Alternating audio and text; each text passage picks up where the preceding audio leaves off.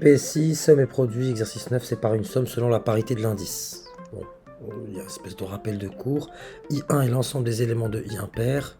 I2 l'ensemble des éléments de I pair. Donc on peut écrire qu'une somme, c'est les termes pairs d'indice pair plus les termes d'indice impair. On se place dans le cas où I, c'est l'ensemble des entiers entre 1 et n. Détermine les deux ensembles J1 et J2 tels que lorsque petit j décrit J1, alors 2j plus 1 décrit I1.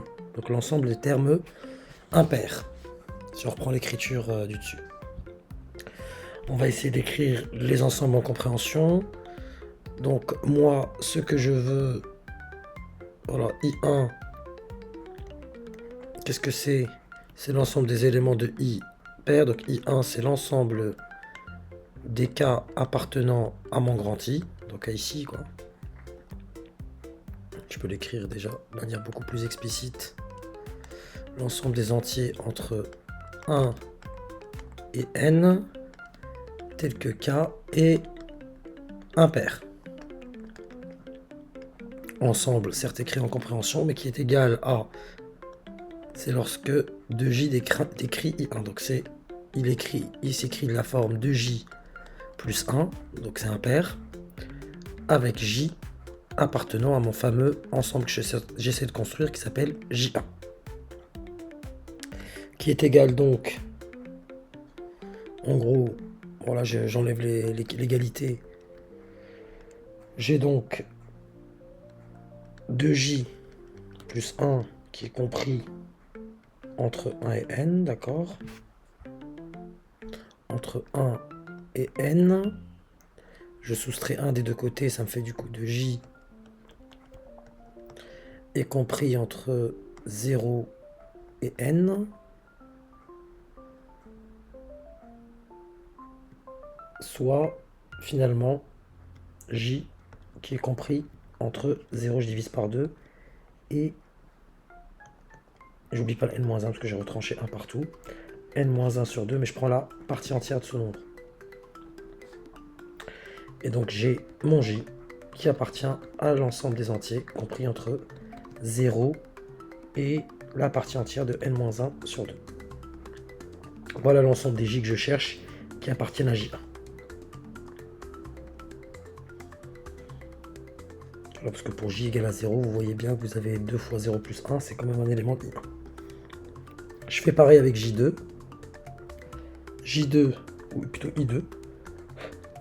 Je pars de I2. I2, c'est l'ensemble des cas appartenant à I tels que K est pair.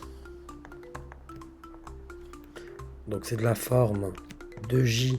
J'essaie de trouver ce fameux J2. De J tel que J appartient à mon I2. À mon J2, pardon. Je me confonds un petit peu. J'ai donc 2J. Comprenez que je peux pas prendre 0, donc 2J, il est compris entre 1 et n. Je divise par 2, ça me fait 1 demi. J est compris entre 1 demi et n sur 2. Je prends la partie entière de n sur 2, et là, je retiens pas le 1 demi, parce que justement, si vous prenez la partie entière de 1 demi, ça vous donne 0, et 0 n'est pas dans I. I, vous voyez que ça commence à 1. Donc on va plutôt commencer par 1. Donc les J appartiennent à l'ensemble compris entre 1 et la partie entière de n sur 2. Et on me dit, en déduire une écriture correspondante pour la somme S. Bah, du coup, S égale, c'est la somme, là, sachant que j'ai mes ensembles, pour les impairs, ça va être J, qui varie entre 0 et la partie entière de n-1 sur 2, avec AJ là, plutôt A de J plus 1, A de J plus 1, plus les A de J, les termes pairs, qui varient entre 1 et la partie entière de n sur 2, et cela clôt l'exercice.